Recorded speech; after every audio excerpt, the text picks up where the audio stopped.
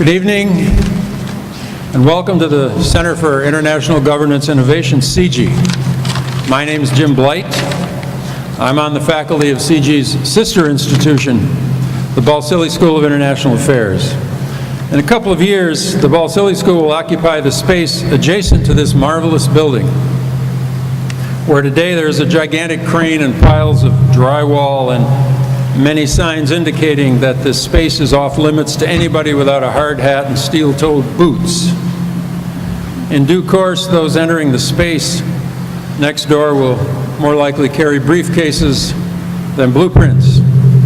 When we move in, I have heard it said, I, who just immigrated to this wonderful country 3 months ago, I've heard it said often that we will be continuing a long-standing Kitchener-Waterloo tradition, according to which the local economy is underwritten to a considerable degree by intoxicating and potentially addictive substances.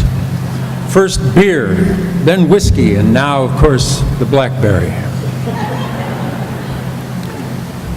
Our subject tonight is the conflict in Afghanistan and Pakistan, half a world away geographically, but a war that is brought home to us in North America on both sides of the border every time we learn that one of our citizens is killed or wounded, which happens all too often these days. Many of us ask, is this war really necessary? Or do we have the stamina, the knowledge, the resources, and the political will to carry this to carry this fight against the sources of international terrorism wherever it may lead? Can it and can we possibly succeed in this? If we cannot, then perhaps some believe that we need to withdraw as quickly and honorably as possible. Canada will, by this time next year, have its own withdrawal well underway, according to Prime Minister Stephen Harper's timetable. U.S. President Barack Obama has said that the surge in U.S. forces he announced on 1 December 2009 should begin to turn the tide within 18 months, following which the United States can responsibly begin to ratchet down its forces. Others claim that all talk of a withdrawal timetable is just fantasy, given the scope and complexity of the difficulties facing the Kabul and Islamabad governments, as well as the NATO allies stationed and fighting in that region. Many of us here tonight who are old enough to have had a view on the U.S. war in Vietnam during the 1960s and 70s, and I see a few faces out there that might qualify, fear that yet another endless war is underway, a war headed for a disastrous conclusion, another abandonment, perhaps, of regional allies by U.S.-led forces, maybe even another humiliation. And yet, terrorists are killing dozens of people every day in Pakistan and Afghanistan. And in North America and Europe, terrorist plot after terrorist plot continues to be unveiled, to our horror, accompanied by fine-grained detail regarding just how close each plot came to producing another event of the magnitude of the attacks of 9/11. In some cases, this has been very close indeed. So we in the West are likely to feel wary of more war, but frightened of increased terrorism in the absence of the war being fought in our interests by our governments against the Al-Qaeda network and their allies. Tonight, a very distinguished and diverse group of specialists has come together here at CIGI to help us try to understand these complex issues. Our principal speaker will address you for approximately 40 minutes. Each of our two commentators will follow with remarks of 10 minutes or so, and it is my privilege to introduce the panel to you now. Janet M. Lang will moderate the discussion following the presentations. Janet, like me, is a new faculty member here at the Balsillie School. We are, however, not new to each other, having been married for over 33 years. Janet is a distinguished scholar of international affairs having spent the last 20 years at Brown University's Watson Institute for International Studies in Providence, Rhode Island. She was a principal advisor to the former U.S. Defense Secretary Robert McNamara and Director Errol Morris on the 2004 Academy Award-winning film The Fog of War, which some of you may have seen.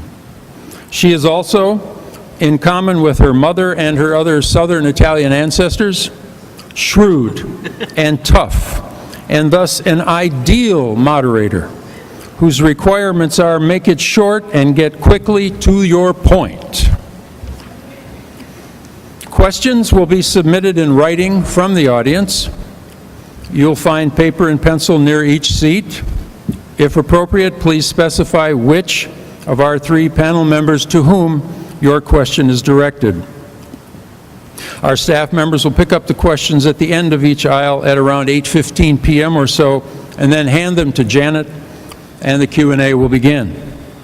So this message is actually for the 3 gentlemen on the panel to my right. Do not even think about making a speech when you are supposed to be answering a question. Or, in the tradition of Janet's ancestors, very bad things could happen to your kneecaps. Ramesh Thakur is the inaugural director of the Balsillie School of International Affairs and a professor of political science at the University of Waterloo. Before coming to Waterloo, Ramesh had built a global reputation as an outstanding political scientist and international relations scholar in Canada and in New Zealand. Just prior to coming to Waterloo, Ramesh was vice rector and senior vice rector of the United Nations University in Tokyo, Japan, with the rank of Assistant Secretary General of the United Nations. Ramesh is also a prolific writer for both scholarly and general audiences. The range of topics on which he has written with his usual depth and pungency is astonishingly broad. He has traveled widely, including many trips to Afghanistan, Pakistan, and India. In other words, to the field of operations.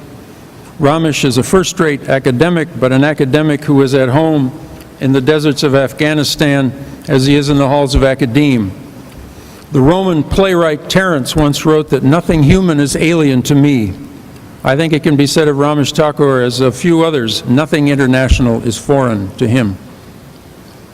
Mark Sedra is a senior fellow at CG in Global and Human Security and a member of the faculty of the Political Science Department at the University of Waterloo. The focus of Mark's most recent research is on post-conflict state building, a subject that led him to study the situation in Afghanistan. He has served as a consultant to many governments and non-governmental organizations on security issues in Afghanistan in the post-9/11 period. Like Ramesh, Mark has traveled widely in Afghanistan and has unusually deep knowledge of the country's complex history, cultures, and peoples. Having become an expert on the multitude of issues affecting the insurgency in Afghanistan, Mark has recently begun to apply what he has learned a little closer to home in dealing with sleep deprivation caused by the insurgency mounted by his otherwise delightful new baby.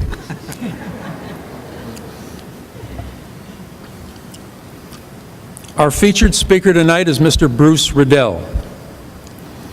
In addition to his other accomplishments, Bruce is the intellectual engine of a project that Janet and Lang and I are involved with on Iran's relations with the West since the Islamic Revolution of the late 1970s.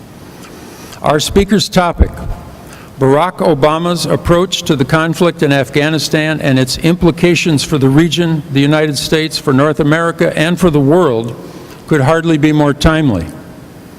A successful conclusion to the drama being played out in Southwest Asia will require, according to some, nothing short of a miracle. So difficult, complex, and historically rooted are its problems. Tonight's speaker has 2 attributes that make him uniquely qualified to talk to us about this urgent problem. First, he has worked very closely with President Barack Obama, assisting the President as he has attempted to come to grips with the history, the difficulties, and what is at stake in the conflict in Afghanistan and Pakistan. Second, Uniquely among the President's inner core of advisors on Afghanistan and Pakistan, he is a private citizen, and thus he can actually speak publicly, accurately, and with a degree of candor about U.S. policy, usually denied to public servants when in office, as he was for nearly 30 years following his graduation from Brown University as a history major in 1975. After graduating from Brown, Bruce went on to earn another degree in diplomatic history at Harvard. He entered government service in 1978, an auspicious year to sign up for duty as a budding Middle East analyst at the CIA. His job? Simple. Figure out what the Iranian Revolution was all about and why the Iranians had taken American hostages at the U.S. Embassy in Tehran. He was thereafter involved in every Middle East development of significance in U.S. foreign policy until his retirement from the government in 2006.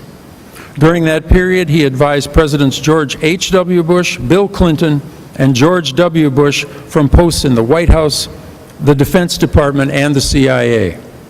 He is now a senior fellow at the Saban Center for Middle East Policy at the Brookings Institution in Washington, a kind of sister institution to CG, which may be described, in fact, as the U.S. variant of CG, only with much less interesting architecture. Bruce Riedel became a senior advisor on the Middle East to then Senator Barack Obama during the 2008 U.S. presidential campaign. After the election, he was asked by the President to chair the group charged with developing a new strategy for Afghanistan and Pakistan. That report was released on 27 March 2009. Since the report was released, Bruce Riedel has published prolifically and spoken with his trademark candor all over the world about the situation in articles, blog postings, on the Daily Beast, and in other outlets all over the Middle East as well as North America. Bruce's writing has created a flurry of commentary. Some of the titles are really scary, such as Al-Qaeda Strikes Back, and my personal favorite, Armageddon in Islamabad. The substance of these articles is, by the way, at least as scary as the titles. He's also the author of recent books on Al-Qaeda and U.S. policy toward Iran.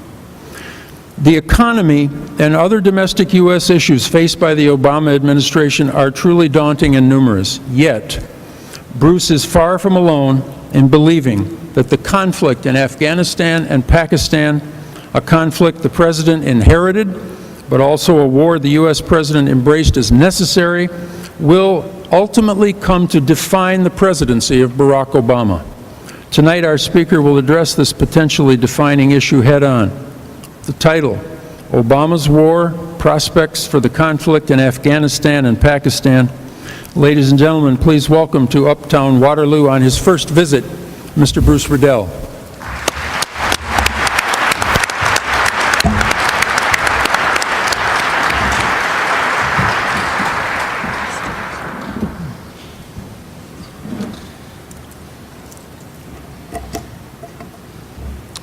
Thank you, Jim, for that very nice and warm introduction.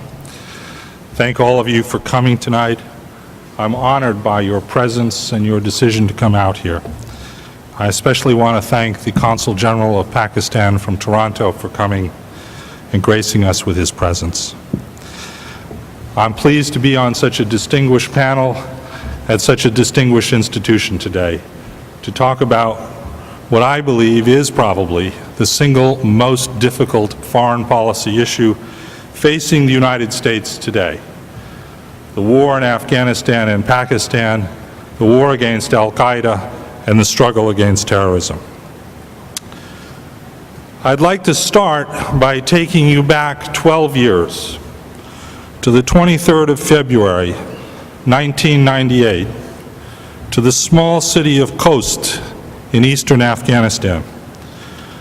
On that day 12 years ago, Osama bin Laden, a Saudi, Ayman Zawahiri, an Egyptian, another Egyptian, a Pakistani, and a Bangladeshi declared war on the United States of America and on the United States of America's allies. They pronounced a judgment, and give me a moment to read to you from that judgment. To kill the Americans and their allies, civilian and military, is the individual duty incumbent upon every single Muslim in all countries in order to liberate the Holy Al-Aqsa Mosque and the Holy Mosque in Mecca. Few people paid attention to it at the time. It's a remarkable statement. It's not every day that you read in the newspaper that someone has declared war on the United States of America and its Western allies. And since this declaration of war 12 years ago, Al-Qaeda and its allies have carried out a remarkable terror campaign across the world. From Bali to Casablanca, from Riyadh to Islamabad, virtually every major city in the Islamic world has seen terrible acts of terror. But this group has also carried out the first attacks upon the continental United States of America by a foreign power since 1814 and 1815, when the British Army and the Royal Navy sacked Washington and tried to do the same to New Orleans. The first such attack was launched from Victoria in British Columbia, in Canada, on the 14th of December, 1999.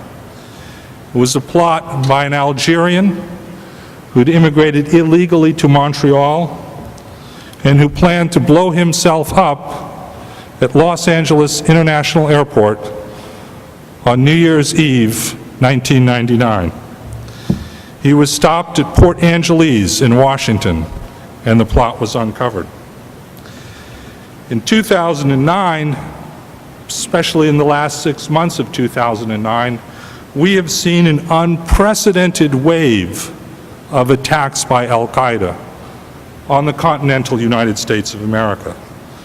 Two, I think, are famous to everyone. The Fort Hood bombing, Fort Hood massacre in Fort Hood, Texas, which killed 13 American soldiers, and the failed attempt to blow up Northwest Air 253 as it was coming in over southern Ontario to Detroit on Christmas Day. The most worrisome plot, though, exceeded both of those. It was a plot centered around an Afghan American named Najibullah Zazi. For those of you who are not familiar with the Zazi plot, let me give you a few of the details. Mr. Zazi went to Afghanistan in 2008. He wanted to join the Taliban and fight the war in Afghanistan. The Taliban took one look at him and said, "You're too important to waste on the deserts of the Hindu Kush.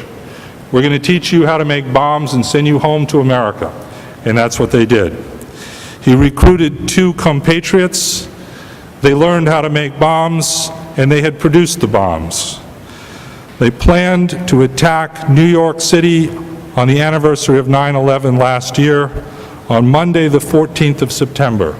The 3 of them intended to go to Grand Central Station, Times Square Station, and one other, and blow themselves up at 9 o'clock in the morning. Mr. Zazi and one of his accomplices in the last week have pleaded guilty to all of this in a free trial, not Guantanamo, but a free trial with defense attorneys. The mastermind in Al-Qaeda who sent them here was a man named Rashid Rauf. Rashid Rauf is a British citizen born in Birmingham of Pakistani origin. He's well known to Al-Qaeda watchers. He's the man who masterminded the attack on the London Metro on the 7th of July 2005, which killed 52 people and wounded over 700.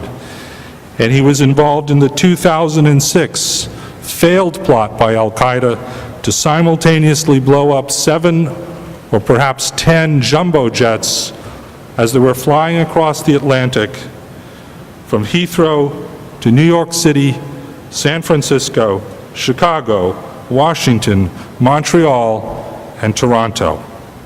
A plot that was foiled by British intelligence just weeks before it was about to take place. The war against al-Qaeda and its allies is now the longest war in American history. Longer than Vietnam, longer than the Revolution. Why do I start with all of this? I start with all of this because if you want to understand President Barack Hussein Obama's policy towards Afghanistan and Pakistan, this is where he starts. This is for him ground zero in determining what he should do as president. Believe me, he's told me personally this is where he starts. But if you don't believe me, look at what he said was the purpose of our war in Afghanistan today on the 27th of March. Our goal, as he put it then, is to disrupt, dismantle, and defeat al-Qaeda's headquarters in Afghanistan and Pakistan and ensure that it no longer is a sanctuary for terrorism against America and the rest of the world. You cannot understand what we are trying to do in Afghanistan and Pakistan without understanding the threat that underlies it. At this point, let me introduce an important caveat. Jim is right. The President did ask me to chair the Strategic Review of American Policy last February and March, but I'm not a member of the U.S. government anymore. I can tell you one thing that I think is reassuring. President Obama is a man of his word. He said, would you come in for 60 days? And on the 61st day, I handed in my badge and I left. And he didn't ask me to stay. I'm not here tonight as a spokesman for the President, nor for the United States government. To be candid, I am a strong supporter of this President, and I have been an advisor to him since February of 2007, when his national security advisor for the campaign, Tony Lake, came to my office and asked me if I would serve as an unpaid voluntary advisor to the campaign. In the interest of pure candor and honesty, I should also tell you that I went home that night and said to my wife, Elizabeth, this is going to be fun. But the junior senator from Illinois is not going to become the next president of the United States. Senator Clinton will clean his clock in Iowa and New Hampshire. So when I give you predictions over the course of the next half an hour, bear that one in mind. What I'd like to talk about today is basically three things. What did the President inherit in January of 2009? What was the takeaway that he was given by his predecessor? How are we doing 15 months later? Can we see any sign of progress or defeat, or is it too soon? Thirdly, can we succeed in this task? And when will we know if we're starting to succeed? Let me start with the first, the inheritance. I can sum it up in one word: a disaster. This president inherited a disaster in Afghanistan and Pakistan and in the struggle against al-Qaeda. A war that should have been over and won by 2003 if it had been properly resourced and properly strategized, had drifted, had been under-resourced, had festered, and had gotten worse. Wars don't get better by trying to fight them on the cheap, they get worse. And that's what America did in Afghanistan. It tried to fight this war on the cheap. We offered Afghanistan, a country which was desperately poor 30 years ago, before 30 years of war and foreign invasion and terror, less than $1 billion in development aid in 2002, 2003, and 2004. We got the results you would expect. We under-resourced the International Security Assistance Force, the NATO mission, for years and years. You all know the reason why. Our attention drifted from the Hindu Kush to the valley of Mesopotamia. We are still reaping the catastrophic results of that decision. By taking our eye off the ball, first, Al-Qaeda was able to regroup and to reinvigorate itself. A group that was in disarray in December 2001 was able to reestablish itself and build franchises and cells and allies from Morocco to Indonesia in the Islamic world. Today, the Al-Qaeda senior leadership, Osama bin Laden, Ayman Zawahiri, their propaganda instrument called As-Sahab, which means in Arabic, in the clouds, suggesting that it hovers somewhere over the Himalayas, are alive, they're active, and they're still plotting mayhem against us. I mentioned to you the Zazi plot. Zazi confessed in his guilty plea that Rashid Rauf told him he was working for the elders of Al-Qaeda, meaning Osama bin Laden and Ayman Zawahiri. We have other recent evidence that the old senior leadership is still alive, still active, and still plotting. More than that, Al-Qaeda was able to successfully embed itself in a network of alliances of different terrorist and insurgent groups operating along the Afghanistan-Pakistan border. Some of these Al-Qaeda had long-standing relationships with, like the Afghan Taliban, which was their host on 9/11, like Lashkar-e-Taiba, the group that attacked Mumbai 15 months ago. Some were new, like the Afghan Taliban, that only developed in the wake of the 2001 war. It is this embedment within a network, a syndicate of other terrorist groups, that actually makes Al-Qaeda the formidable enemy it is today. As a consequence, South Asia, in the last couple of years, has eclipsed the Middle East as the epicenter of international terrorism. Later this week, the National Counterterrorism Center, an institution which was created in the aftermath of 9/11, will issue its annual report on the state of the war against terror around the world. That report later this week will say that South Asia has now eclipsed Middle East in terms of the number and ferocity of terrorist attacks. In 2009, civilian deaths and wounded in Afghanistan solely from acts of terror exceeded 7,000, up 44% from the year before. And in neighboring Pakistan, according to the National Counterterrorism Center, dead and wounded civilians from acts of terror exceeded 8,600.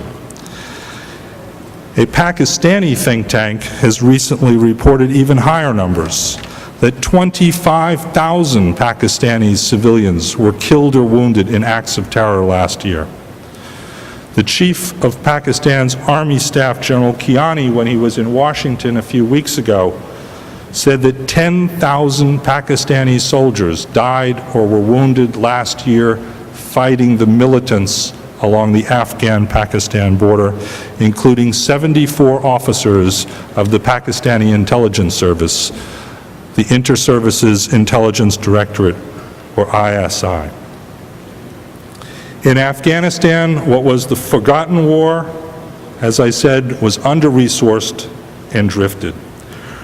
Right after his election, President Obama sent Vice President Joe Biden to Kabul on a quick fact-finding mission. The Vice President reported back that he'd spoken to our ambassador, our military commanders, to President Karzai, and to other parts of the NATO alliance in Afghanistan, and he never got the same answer when he asked them the simple question, what's our goal here? What's our mission? What's our strategy? That's how badly the war had deteriorated. Now, if I can make this work, yes. I love it when technology actually works. This chart gives you a very graphic demonstration of how this war drifted. If you look back to 2004, you can see the number of enemy-initiated attacks, and that's what this chart is, enemy-initiated attacks from all parts of insurgency. We're less than 50 a week. By 2006, we're over 100. By 2007, we're well over 200. By 2008, we've broken 300 and are heading up. 2009, you can see graphically how this war has gone on. General McChrystal last August famously provided his report to the President on the state of the war. And thanks to Bob Woodward in the Washington Post, all of us can read it. And I strongly urge you to do so. It's worth a read. It's a sobering and devastating indictment of how we let this war get away from us. I'll give you just one example. It's in the annexes. There's an annex entitled Detention Facilities, and I know detention issues are very important in Canada. General McChrystal reported in this report last August that the #1 detention facility in Afghanistan, Bagram, was effectively no longer under the control of the NATO coalition. That in fact, inside the prison, it was Al-Qaeda and the Taliban that controlled what went on. And he says in that report that the Bagram detention facility had become the single most important location for the recruitment and radicalization of Al-Qaeda supporters in Afghanistan. Now, I am not an expert on counterinsurgency, but I would submit to you that if you are fighting an insurgency and you have lost control of the detention facility where you put captured insurgents, you are in a deep, deep hole. But as bad as Afghanistan is, even more worrisome was the situation across the Durand Line, the border between Afghanistan and Pakistan, in Pakistan. Afghanistan, after all, is a small country on the far side of the world, landlocked, desperately poor. Pakistan is a country of over 180 million people. It is the second largest country in the Islamic world in terms of population, with the fastest growing nuclear arsenal in the world. Let me repeat that one more time. With the fastest growing nuclear arsenal in the world. Pakistan's nuclear arsenal has doubled since 1998 to over 100 nuclear weapons. It has a new plutonium facility coming online shortly, which will significantly increase their ability to build more nuclear weapons. Pakistan has been in a state of conflict with its neighbor India for 60 years. For good reasons and bad reasons, the Pakistani establishment and the Pakistani military feel they need nuclear weapons in order to maintain a deterrent. Pakistan's military establishment also has a complex relationship with the network of terrorist groups which I described earlier operating along the Afghan-Pakistan border. We know this. We helped to introduce this relationship back in the 1980s in the war against the Soviet Union. That war was the germ for which this terrorist syndicate developed. Pakistan has been tied very closely to some of these groups. It was the midwife of the Afghan Taliban in the 1990s. And it has long-standing ties to Lashkar-e-Taiba and others. But it is also at war with others now, and it is more at war with the others than ever before. Recently, the United Nations issued a report requested by the government of Pakistan on the circumstances surrounding the death of former Prime Minister Benazir Bhutto in 2007. That report is also worth a read because it illustrates in dramatic ways the complexity of these relationships between the Pakistani Army, the Pakistani Intelligence Service, and these groups over the years. On top of all of that, Pakistan in 2009 and today is in the midst of an extraordinarily complex transition from a decade of military rule to what Pakistanis hope will be democracy. This is the fourth time in Pakistani history it has tried to build a functioning democratic government. We have an enormous stake in their success. If democracy is to succeed in the Islamic world, it must succeed in Pakistan. But it's an extraordinarily difficult challenge for Pakistan to do. The complexity of all of these problems and its dangers were underscored for President Obama just days after his election in the Mumbai attack, November 2008. That attack, which lasted for some 72 hours and killed 160 and wounded thousands, was the single most deadly terrorist attack since 9/11. We now know that it was an American citizen who did the scouting for that operation, who was deeply involved in the planning and the orchestration of that attack. His name is David Headley, and he too has recently pleaded guilty to 6 counts of murder and to association with Al-Qaeda and Lashkar-e-Taiba. From 2005 to 2008, he traveled 5 times from Chicago to Mumbai and to Lahore in Pakistan, doing the reconnaissance for this attack. He measured everything. He went to every target. He stayed in the hotels. He checked the tidal flow to see if small boats could be delivered. We also know that after Mumbai, he was outsourced by Lashkar-e-Taiba to Al-Qaeda to plan an attack on Copenhagen in Denmark. He met twice with the senior Al-Qaeda leadership in Waziristan on the Afghan-Pakistan border to carry it out. This then is the inheritance, a war that had been drifting, a struggle against terrorism, which was not succeeding.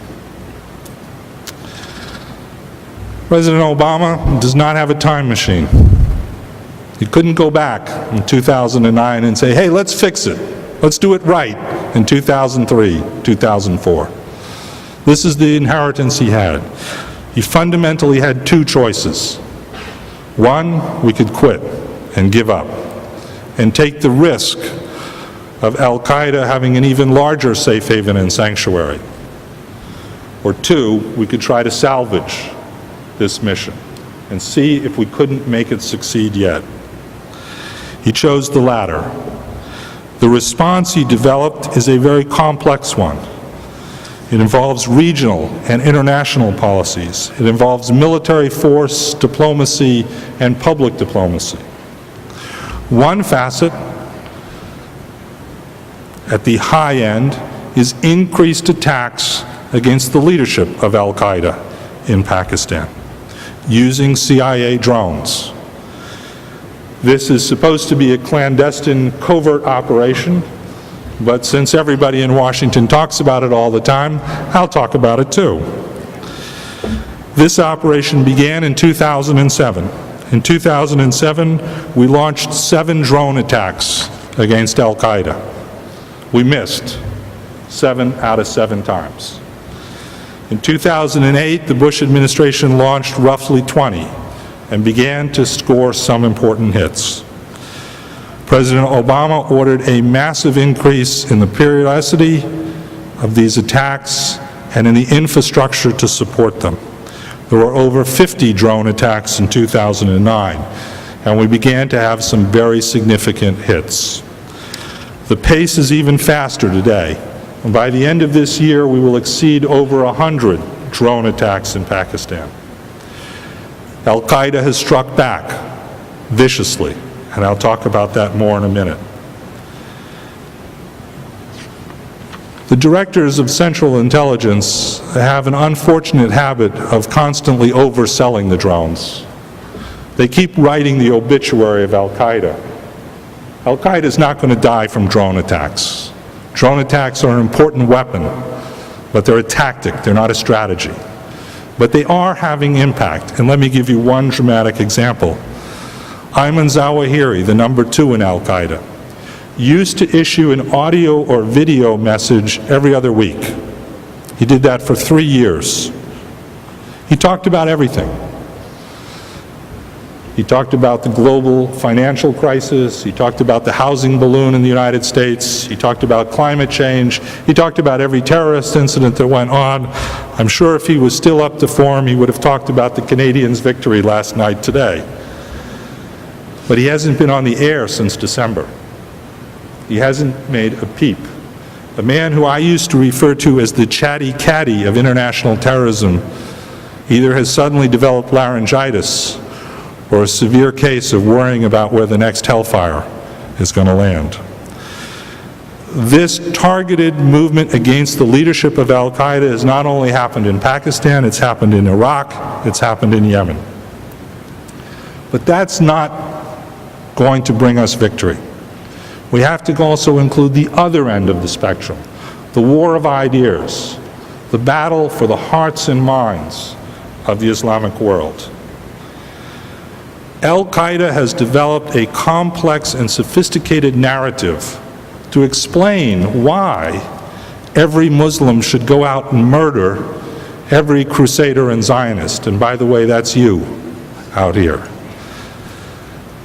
We didn't fight back against that narrative. We ceded the war of ideology. We said they hate our freedoms. They hate our way of life. That ceded the battle, because it didn't explain to Muslims why they shouldn't support Al-Qaeda. We have now engaged in that struggle. We've ended torture. We're trying to close Guantanamo. We're trying to get out of the business of secret prisons and secret prisoners. President Obama's speech in Cairo to the Islamic world was the epitome of this approach, trying to fight back against the narrative of our enemy with our own ideas. What did the president say in that speech? How did he begin? He attacked the very most fundamental point of Al-Qaeda. Al-Qaeda's indictment of us starts with the notion that America is an imperialist power bent on controlling the Islamic world. President Obama began his speech by saying the United States was born in revolution against imperialism. We fought a revolution against colonialism. We do not want bases in Iraq. We do not want bases in Afghanistan. We want to bring our boys home. Al-Qaeda doesn't like this either, and Al-Qaeda has fought back hard. Their message is that Barack Hussein Obama is not change you can believe in. He's the same old American politician. That's why they love to show him in a clip when he visited the Western Wall in Jerusalem with a kippah on, implying, see, he's just like all other Americans, really a Zionist. But words alone will not win the battle of ideas. Words need to be backed up by actions. And that's why the president is engaged so intensely in trying to bring about a two-state solution in Palestine, because it's vital to his overall strategy against Al-Qaeda. And that's why behind the scenes, very quietly and very subtly, he is trying to bring about a resolution of the conflicts between India and Pakistan, including Kashmir. He won't say this in public. Fortunately, I can. The good news today is that Prime Minister Singh and Giuliani have met and agreed to resume their dialogue. That's an important move in the right direction. Of course, the most visible, most costly, and the most controversial part of his strategy is the effort to stabilize Afghanistan and Pakistan and stop this free fall into chaos. He's ordered 60,000 more American troops to go to Afghanistan. He's tripled the number of civilian advisors working in Afghanistan, most of them on agriculture. We're spending $250,000 a week on economic development in Afghanistan today. He's tripled economic assistance to Pakistan to $1.5 billion a year and committed America to a 5-year program. He's increased military assistance to Pakistan as well. If we want Pakistan to fight the militants, we have to give them the tools to fight the battle. And that includes night vision devices, helicopters, and other important pieces of equipment. This is embedded in a larger regional diplomatic strategy to try to engage every country that has an interest in stabilizing Afghanistan and Pakistan, from China to Saudi Arabia, to Europe, to Canada, Japan, to Australia in this effort. And we have considerable number of supporters on the battlefield. This chart shows you just how many countries are now engaged in supporting this war in Afghanistan, including important Muslim countries like the United Arab Emirates, Turkey, Jordan, and Egypt. And at the peak of all of this is intense strategic engagement with our partners, the government of Afghanistan and the government of Pakistan. We can't stabilize Afghanistan and Pakistan. Only Afghans and Pakistanis can do that. We have to have partners to work with. So what's the report card 15 months later? Well, as I've already said, the pressure on al-Qaeda's senior leadership today is unprecedented. They are under more real pressure than any time since early 2002. And they're feeling it. And we saw this on the 30th of December when they fought back and sent a Jordanian triple agent into the CIA's forward operating base, ironically in the city of Khost, where this all began. It was the second worst day in the history of the Central Intelligence Agency. 7 killed, including, in addition to a Jordanian intelligence officer fighting with us in this war. We are far from being able to declare victory over al-Qaeda. In Pakistan, Pakistani society and the Pakistani establishment and the Pakistani army have moved from a state of denial, which was essentially where they were 2 years ago. Yeah, there's a problem, but it's not our problem. They may be here, but it's not a threat to us. To recognizing that this jihadist Frankenstein is the single most important threat to the freedoms that Pakistanis want. That's why the Pakistani army sent 10,000 of its soldiers into harm's way last year. The ISI, which has a notorious reputation, lost 74 of its officers last year in this battle. Is it complete? Is it all that we can hope for? No, it's not. We still have room to go. There's still ambiguity. Pakistan is a complex country. It has complex interests, and it has to try to calculate what is in its best interest over the long haul. And Pakistanis have come to the conclusion over 60 years that they can't rely on America. Why? Because the last 60 years of U.S.-Pakistani relations have been a roller coaster. We've either been madly in love with each other, or we've broken up in an ugly divorce and are fighting over child access. We've gone up and down. The consequence of this is simple. Pakistanis don't believe America is reliable because America is not reliable when it comes to Pakistan. Turning that around is not something you do in 15 months. Pakistani polls show that Pakistanis consistently believe the United States is the #1 threat to their country's future. We outpoll India as the bad guy in Pakistan. And when you outpoll India as the bad guy in Pakistan, you are again in a deep, deep hole. But we're trying to get out of it. And Pakistan, as it has moved towards a more forthright struggle against the jihadists, is also continuing to move forward in its democratic process. Think about it. Trying to fight a war while you're also having to try to create democracy. Just in the last week, Pakistan passed a critical constitutional amendment which changes fundamentally the power system in that country. It is one of the most important political developments in the country's history, and Pakistan is to be applauded for doing that. How about Afghanistan?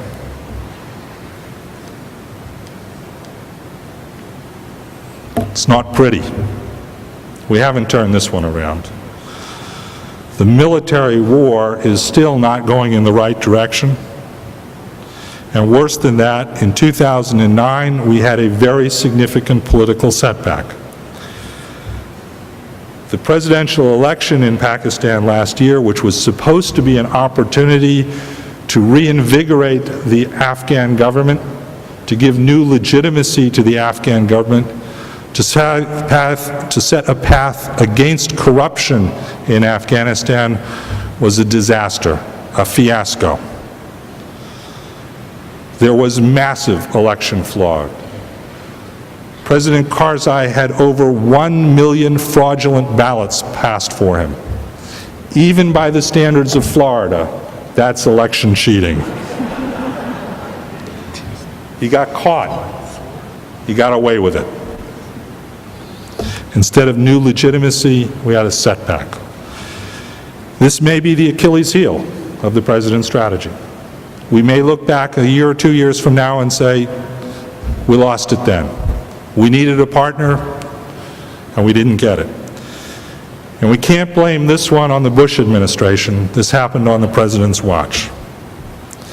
The president has a chance next month to try to move things back in the right direction. He's meeting with President Karzai in the White House, and we have to forge a new relationship with him. He is our essential partner. If we wanted to get rid of him, last year was the chance. If we have buyer's remorse because we picked him in 2002, it's a little late. We're stuck with this car. We got to work with it. It's time to move beyond temper tantrums, beyond leaking nasty stories about him, true or untrue, and to building a relationship with him. We also need to agree with him on a political strategy. There is no military solution to the war in Afghanistan. The military situation may, we hope, create the conditions for political progress. We don't have a strategy yet for that. We have to have one agreed to with President Karzai. On the battlefield, in Helmand and in Kandahar, it's far too soon to say how we're doing. We are only now beginning to get all of the forces that the President promised to be deployed to Afghanistan last December into theater. It's hard to get there. This is the furthest away you can get from the United States of America. Logistics are extraordinarily complicated. Every gallon of gasoline American troops use and NATO troops use in Afghanistan costs roughly $26 when it shows up in Kabul. So if you think the price of gas is high when you go to fill up, look at how high it is here. We are not really going to know whether the counterinsurgency strategy that General Petraeus and General McChrystal have embarked upon is working until at least next year. Anyone who tells you it's working before then, be very skeptical about. Counterinsurgency is not like the Battle of Stalingrad or the D-Day landings. You don't know at the end of the day if you've won. It takes months in order to learn whether you're succeeding. Can we succeed? It's going to be hard. Afghanistan and Pakistan are very damaged societies. 30 years of war have done untold damage to them. The end state we needs to be a realistic one. We're not building a shining city on the hill. We're not trying to build perfect democracy. We're trying to build something that is stable in South and Central Asia. That's the standard we should use. Al-Qaeda can be defeated. I'm convinced of that. Al-Qaeda is a relatively small organization. More importantly, it appeals to a very small minority of Muslims. The vast majority of Muslims reject Al-Qaeda in everything it stands for, and especially its use of terror and violence, for many reasons, not the least of which is more Muslims have died from Al-Qaeda's violence than Crusaders and Zionists. Al-Qaeda is not Nazi Germany. It's not communist Russia under Stalin. It's not even Mussolini's Italy. We do not need to panic. We don't need to overreact. We don't need to torture people. We don't need to set up secret prisons. We can do this by protecting our constitutional liberties. This war, like all wars, will inevitably consume the president who is running it. Wars consume presidencies. George Bush learned that. Lyndon Johnson learned that. He will have to put the effort in not only to the right strategy, but to persuading the American people and our allies that we should continue in this war. Let me make a final note. I want to thank you for what Canadians have done in Afghanistan. For several years, you were alone at the pointy end of the spear in Kandahar, at the front end of the war against Al-Qaeda and our enemies. You were largely left out there on your own. You've suffered significant casualties. I regularly visit your embassy in Washington. They ask me to come in from time to talk to your legislators. Always a pleasant thing to do. No less pleasant than talking to my own legislators. And I see the faces on the wall inside your embassy, and I know what you've gone through. I'm not here to tell you what to do. That's your decision. But I do thank you for your contribution.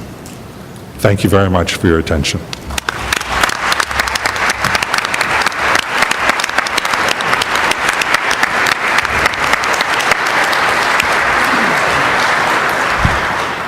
Thank you, Bruce. We're going to have Mark Cedra as our first discussant, but let me also just remind you to be thinking about your questions and that you have the question cards on your chair. If you need more, they'll be easily available, and shortly people from the CG staff will be coming around.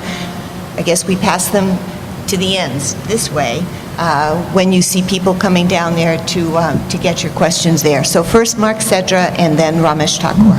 Well, thank you very much, and it's quite hard to follow up such a superb talk, but I'll try my best here and just raise and build upon some of the very important themes and issues that Bruce has raised.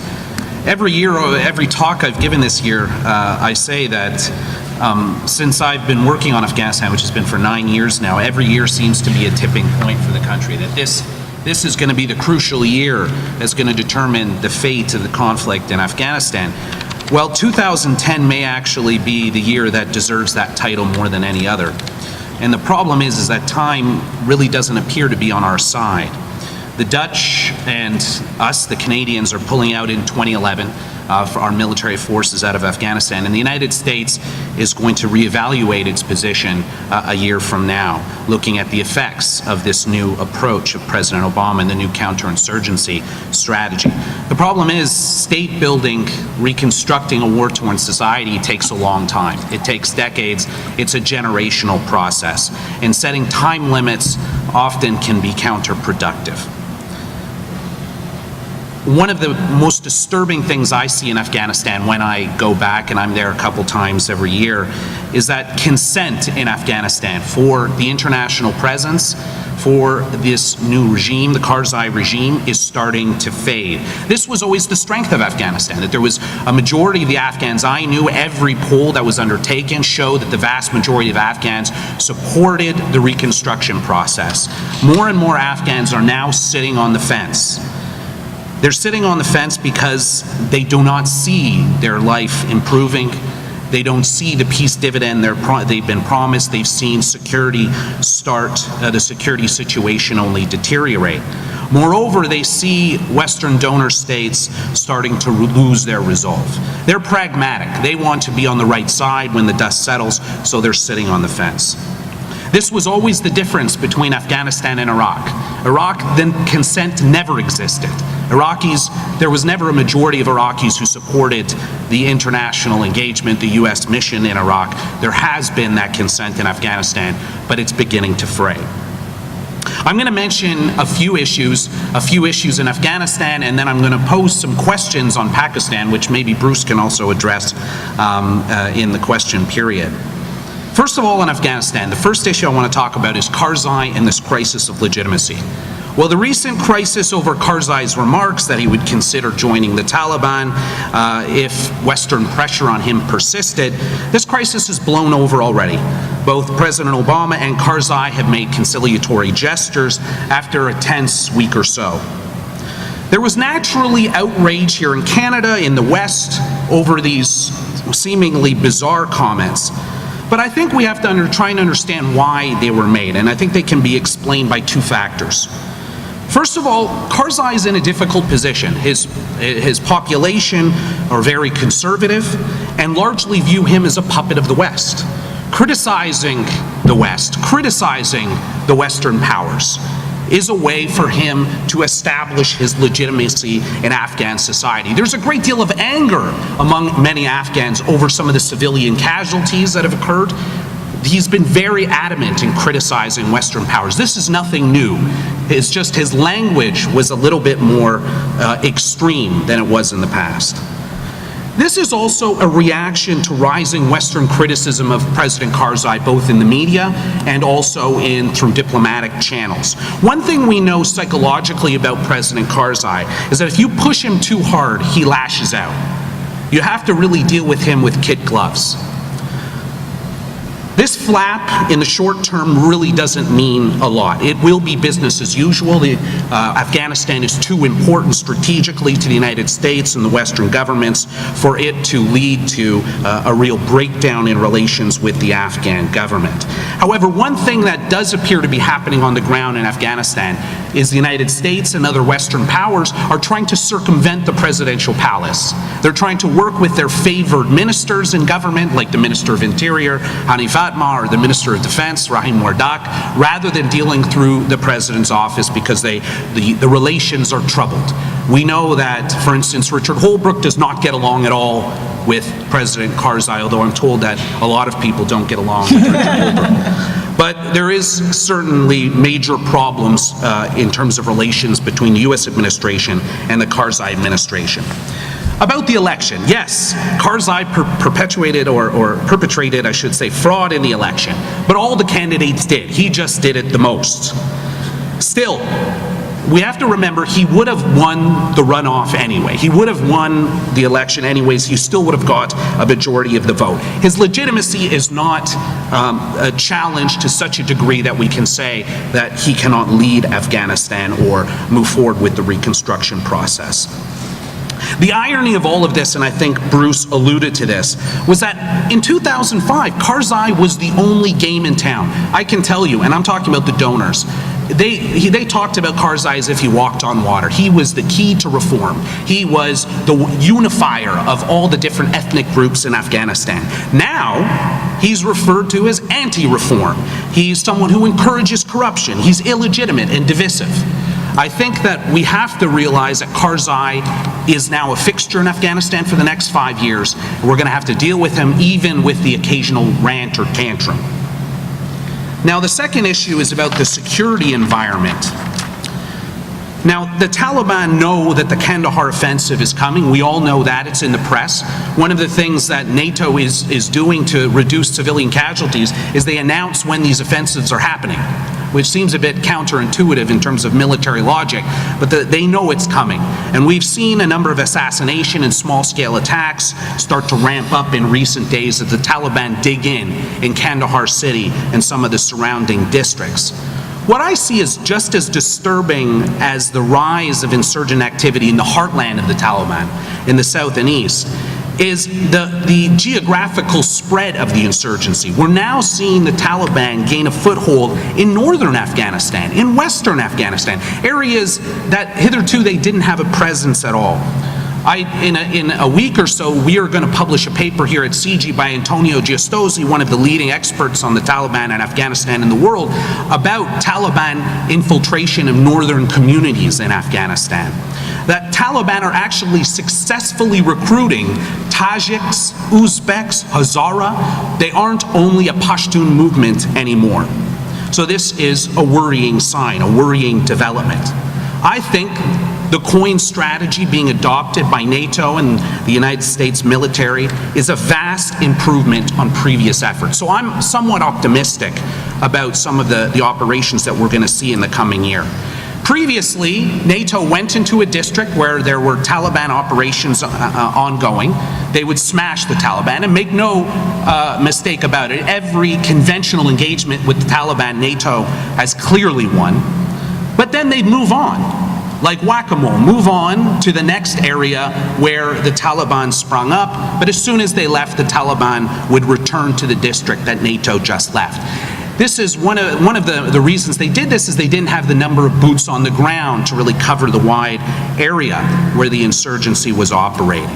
Now you do have more troops on the ground, and you have a list of priority districts to work with. So I think that this is very important. The other thing is that NATO soldiers, US soldiers, will be remaining in districts where they're going to be operating. They're not going to launch an operation in the Taliban and then leave. They're going to be living with local people, living with the Afghan National Police and the Afghan National Army. They will actually be able to provide a secure umbrella for development to take place. So they will not just clear an area and leave, but they're going to clear an area, they're going to hold that area, and then they're going to build there.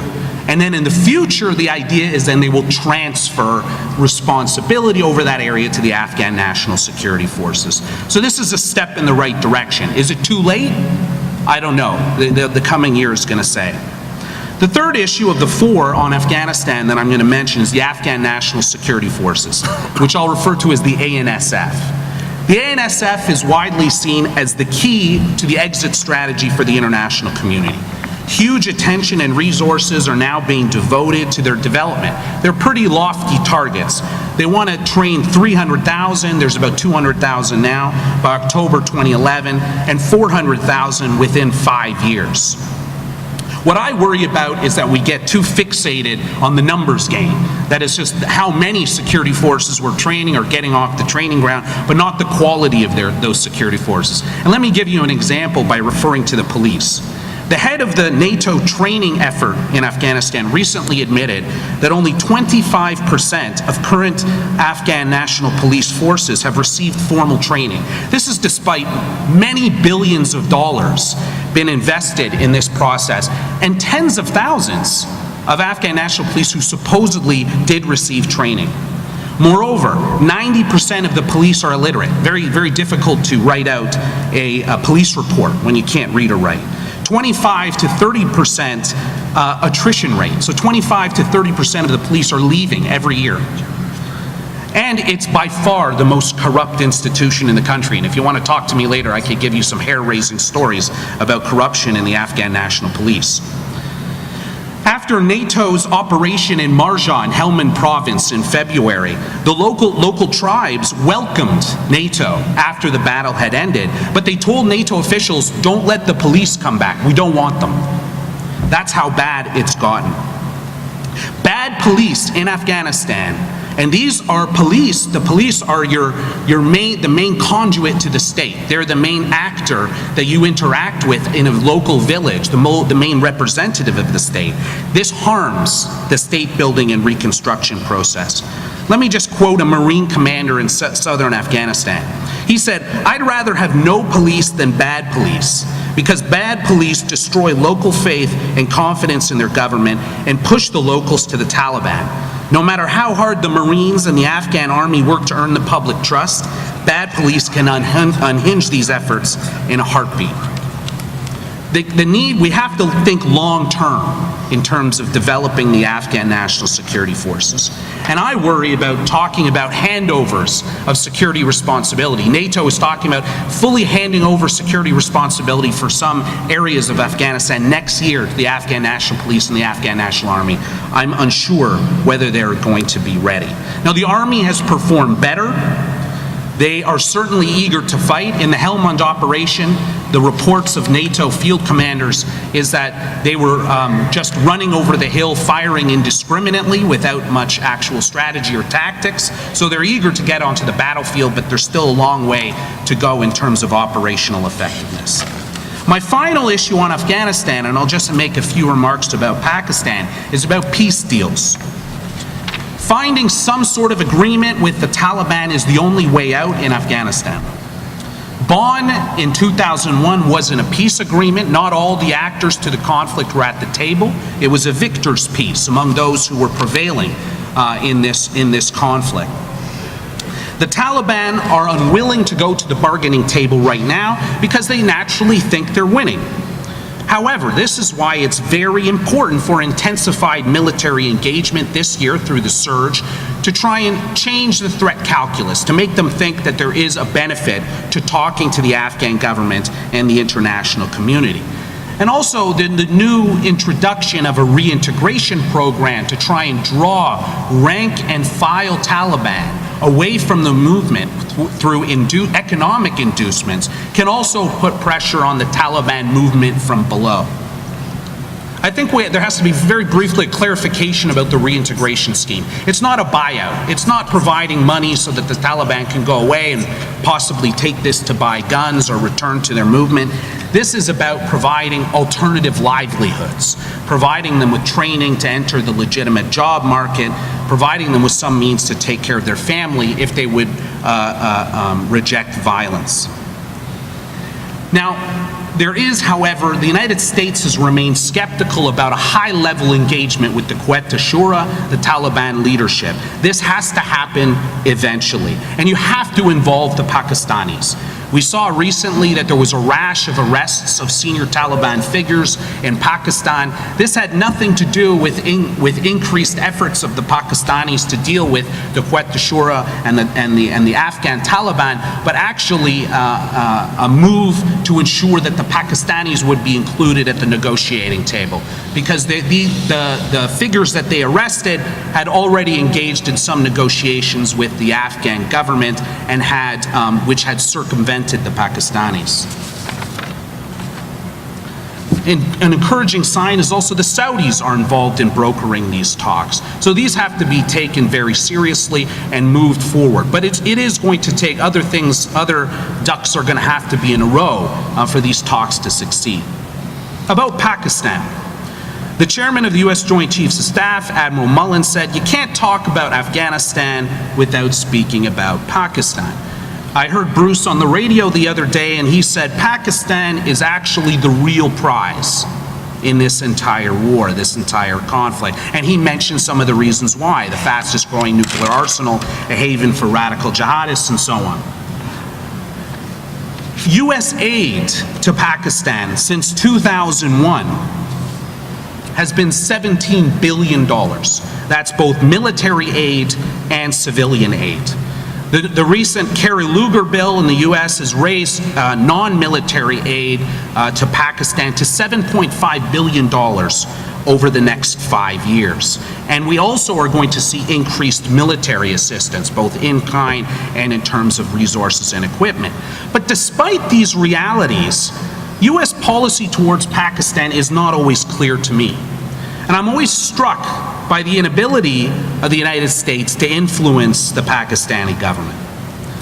There is another upcoming paper, I'm going to give a few plugs here, by a very good U.S. scholar named Christine Fair at Georgetown University for our Afghanistan paper series, looking at the Afghan-Pakistan relationship. And she says, and I quote, "Ironically, while Pakistan, with its dedicated history of supporting terrorism from the safety of its nuclear umbrella and the presence of al-Qaeda and Taliban sanctuaries in its territory, presents a far greater risk to U.S. national security interests than Afghanistan, it has become a secondary or even residual theater."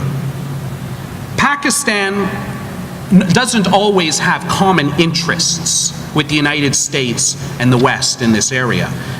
And members of the Pakistani security apparatus still view the Taliban as a strategic asset, as a bulwark against growing Indian influence, for instance, within Afghanistan. The Quetta Shura operates openly in Quetta.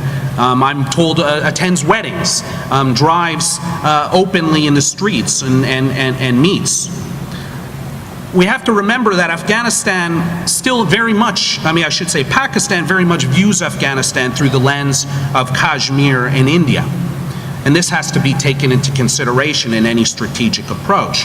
There's significant worries about growing Indian influence in Afghanistan, and many people think this is one of the reasons why you've seen Indian interests attacked in the last few months. Just to end with a couple comments. Secretary Clinton, on a recent trip to Pakistan, offered an expanded strategic partnership. Pakistan in many ways seemed uninterested in embracing a strategic relationship with Washington, and one of the reasons is the lack of trust, which Bruce mentioned. Pakistan, for instance, is holding up today 200 visas for new U.S. embassy staff and consular personnel needed to execute the new aid program.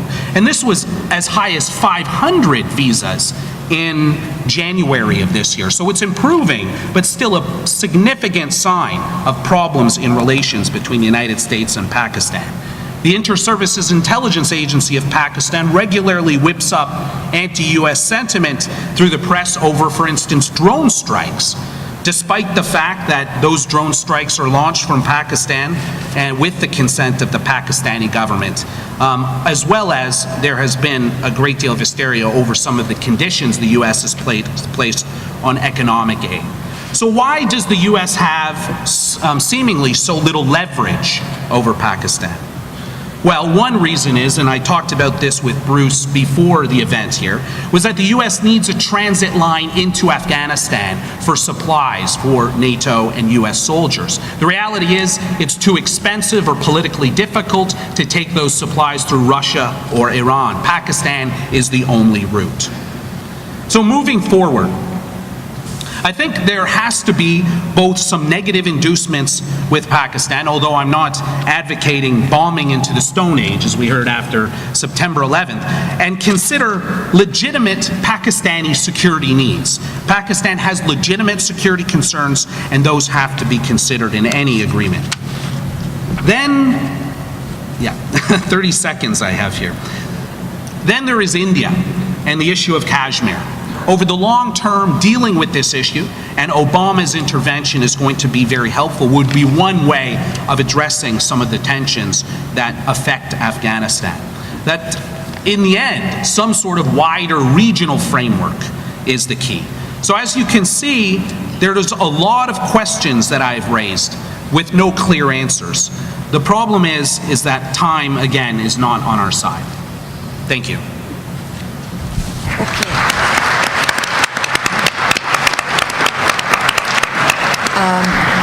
Before turning it over to Ramesh, let me just echo something that Mark said, and that is, given that the enormous avalanche I have here of questions, which is wonderful. I mean, we're glad to have the interest, and we want to bring as many of you into this discussion as possible, but this is an enormous avalanche.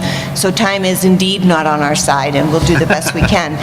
So Ramesh, I know you'll rescue us by being perspicacious. Thanks, Janet.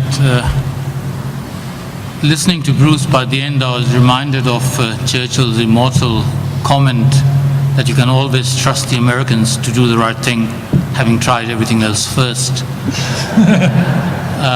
I'm glad that President Obama has recognized that he inherited a disaster and has set about trying to do things. I think we had a wonderfully candid exposition from Bruce. Unusually, if not uniquely, there's nothing he said that I would disagree with, which is an interesting experience as well.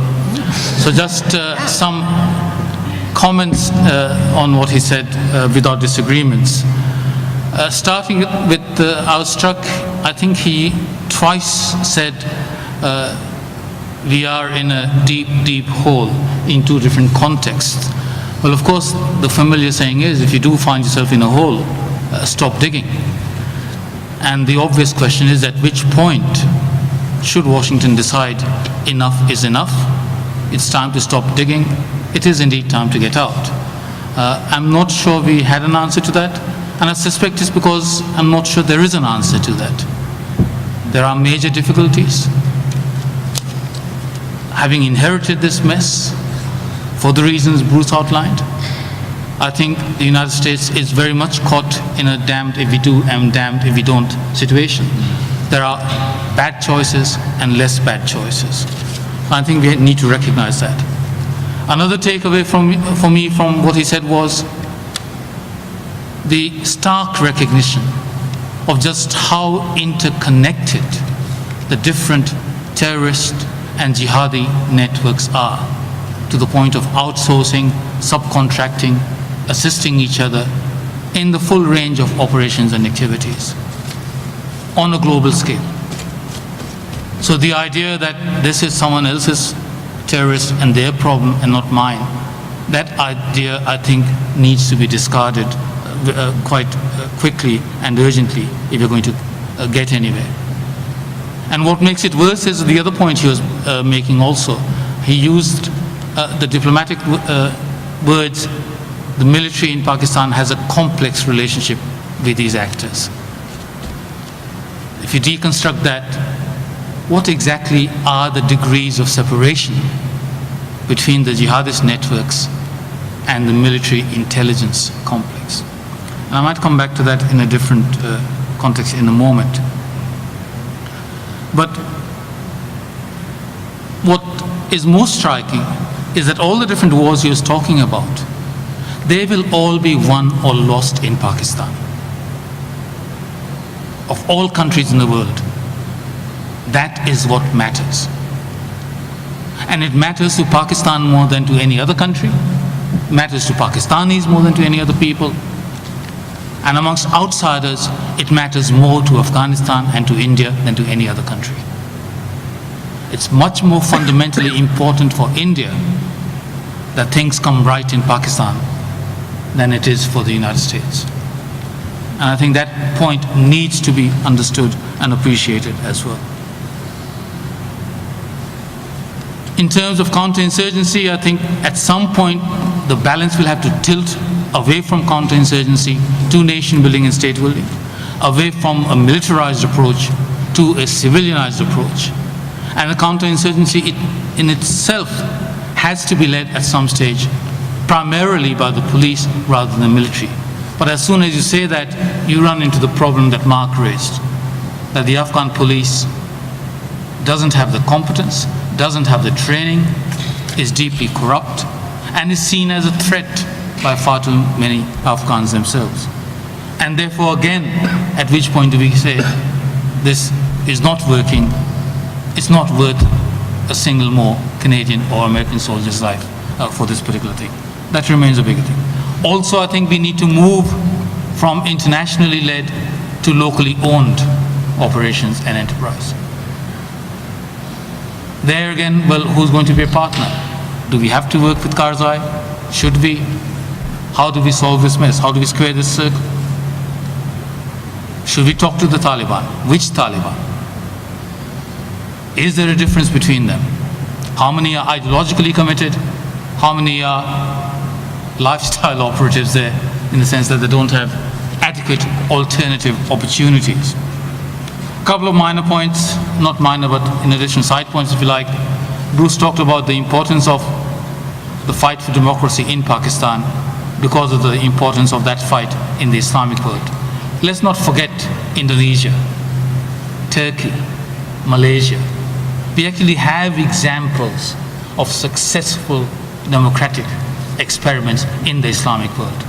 It is wrong to say there is a fundamental incompatibility between Islam and democracy. There's 150 million Muslims in India as well who are perfectly comfortable and at ease working democratic institutions. Kashmir, from what I can understand, became very close to a deal a couple of years ago through back channel, intensive at the highest level, back channel discussions and efforts. And it fell victim to President Musharraf's loss of agenda, loss of influence, and then loss of power and office as well. Maybe that could be revived. I'm not sure that we necessarily need to reinvent that particular wheel if they had come that close on that issue as well. A final point, and that's why I want to come back to the question of the relationship between the Pakistan military and intelligence with the various networks. The fact of the matter is the United States and the Western troops and people will leave, whether it is this year or next year or 5 years' time or 10 years' time. And the regional countries will still be there because of the reality of geography. Given the sets of relationships that Pakistan has, can it really afford to let go of all these assets? Why should it? If someday the United States is going to leave, Pakistan will then have to operate in that new environment. Does this make sense for Pakistan to dismantle and destroy those assets in terms of its interests? And what that means is that the departure of the United States and ISAF and NATO may solve our problems in Canada and the US and in Europe. It doesn't mean necessarily that Afghanistan's sad history will come to an end. Thank you.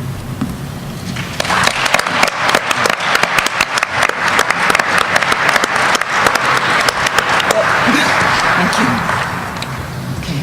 I want to thank the panel, and now what I'm going to do, since obviously we have, as I said, an avalanche of questions, which is terrific, there would be no possibility of simply going through each one individually. But what I'm doing is sort of combining some and seeing if I can cluster and bundle a few that are in related areas and see if we can sort of get Bruce to talk about a range of different issues that have come from you. And this is really quite amazing. So the first thing I want to do is thank you and congratulate the audience on just giving us such good impact and feedback. And obviously I will give all these questions to Bruce afterwards to think about. So let me start with not get a backache either. Let me start, Bruce, with there are a number of questions here that sort of pick up on your point that however important the military is, there really is no military solution. And what the questions come down to are a few things. First of all, is military required, even though it is not by any means sufficient? Or is there a way to see forward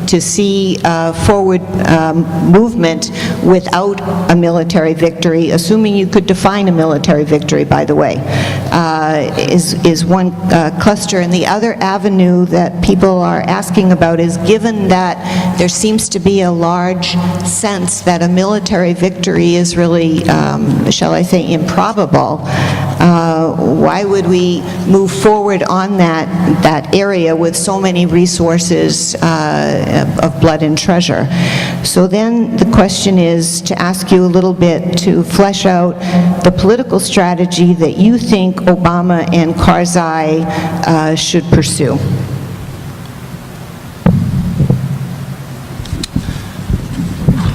Thank you. And I want to thank Mark and Ramesh, and I urge you to weigh in and jump in as you feel. Why do we need a military strategy to advance a political strategy? Yeah. The Taliban has these charts too. They probably don't do PowerPoint. That's probably to their advantage. They know what's going on. Why would you accept a political deal? You're winning. People don't decide to go to the negotiating table when they think they're winning. I think Mark made that point in his presentation. The military strategy is essential to changing the calculation of the balance of power. Only if the Taliban thinks that there's a chance that they could lose are they going to be open to any kind of political process. Only if individual Taliban fighters and leaders think that they can safely defect from one side to the other would they do that. If you were a Taliban commander today in Kandahar and you knew this is the reality of the war, you'd be out of your mind to come over to our side.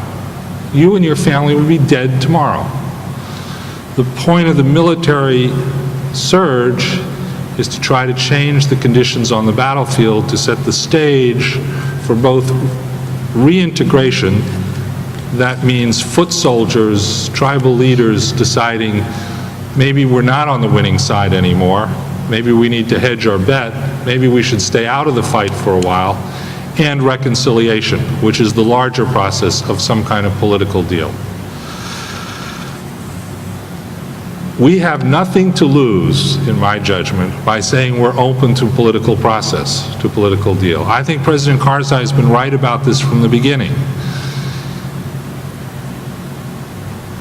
Is the Quieta Shura and Mullah Omar interested in a political process? I'm deeply skeptical. Not only because they think they're winning, but because Mullah Omar is a fanatic. I've studied his career since he emerged in 1994. I think it's highly unlikely he's interested in any deal other than what the Soviet Union got in Afghanistan. But I see nothing to be lost by making it clear to everyone he's the obstacle to the political process. What kind of political deal should President Karzai and President Obama talk about? Well, first of all, this is Afghanistan, so the Afghans got to lead. We shouldn't be making these decisions. But we should put down a couple of red lines. Red line number one is about Al-Qaeda. It's not good enough for Mullah Omar to say to us, oh, I've renounced Al-Qaeda, I haven't seen Osama bin Laden in 10 years, I don't know where he is. Hogwash. If you want to make a deal, deliver Al-Qaeda.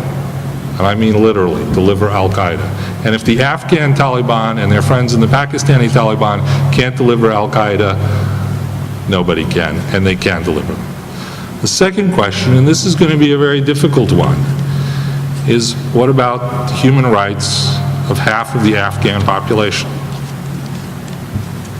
I think that's a very difficult question. We haven't made a lot of progress in Afghanistan on a lot of things, but one thing we have done is we've liberated half of the country from having to walk around in a tent all day long. Now, some of them still want to live like that, and that's fine. That's their decision to make. I don't think the French government should tell people what to wear either. But I think we have to be very careful that in the process of a political process, we do not sacrifice something that's very, very important, and that is about human rights, gender equality. Now, there are ways to skin this. One of the ways is to allow Afghanistan to devolve on a regional basis.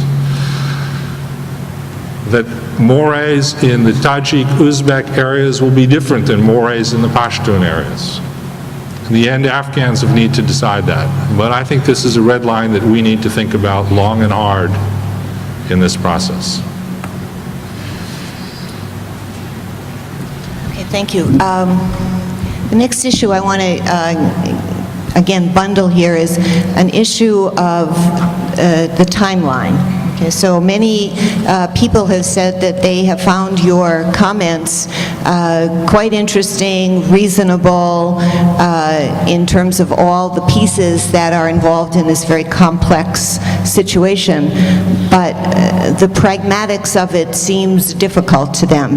That is, if we're talking about, even at the military level and certainly beyond that, long-term staying power, how is that politically possible, particularly in the U.S., which is obviously the leader on this, and in bringing in allies, given, as we said, that a number of allies will also be leaving within a year or two? But let me address the politics of it first. Last December, the President put out the mid-2011 Delta point, at which point the surge would have ended and we would hope to look for some kind of reduction. Let's be frank, that was all about domestic American politics. That was not based on the recommendation of General Petraeus and General McChrystal. It was a sop to the critics of the war in the United States. The President faces a very awkward political reality. The opponents of this war in the United States of America are Democrats who live in blue states, mostly in San Francisco, Nancy Pelosi's home constituency, Cambridge, Massachusetts, formerly the den of the Kennedys, no longer, and places like that. The supporters of this war, you won't find very many anti-war demonstrations in Sarah Palin's Alaska or John McCain's Arizona or in Georgia and South Carolina. Very awkward for a president to have to depend in part on the support of the opposition party for his war effort. But the reality is the Congress of the United States is not going to cut off support for this war. There is not a majority, nor is there any majority in the conceivable future that's going to cut off aid for this war. This November, the Democrats are going to lose seats in the House and Senate. Every incumbent party loses in the off election. In terms of this war, the practical effect of that means there will be more pro-war votes in the Congress in 2011 than there is in 2010. That may not be the way liberal, progressive Democrats like myself want to think about this election. I hope we don't lose any seats, but that's the reality of the politics of this. Let's talk about 2011. By the middle of 2011, we will know whether this strategy, particularly the military component of it, is working. What do I mean by working? Those numbers keep going up. And if, as Mark alluded to, we now have Taliban in the north, in Uzbek and Tajik areas, and more districts are in their hands than ever before, it's not working. It will not be working. I am optimistic, not wildly optimistic, mildly optimistic we will see a change.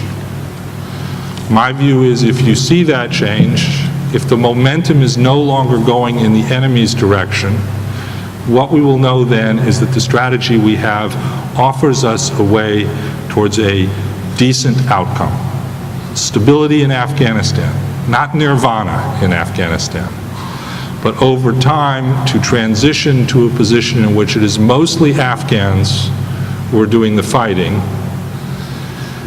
while Americans, Canadians, Europeans, Japanese, Chinese, Saudis, and anyone else who we can somehow figure out how are paying for it.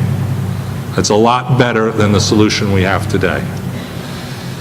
It costs $500,000 to send an American soldier to Afghanistan. Most of that's not in pay.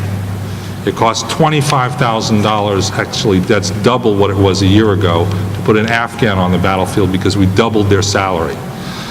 You don't have to be a PhD in economics to figure out what is the better alternative. That's the outcome. Let's say by the middle of 2011 it's not working. Then I think we have to be brutally honest with ourselves. I don't know what we do then. Our options will not be good, bad, and ugly. They will be ugly and uglier and catastrophic.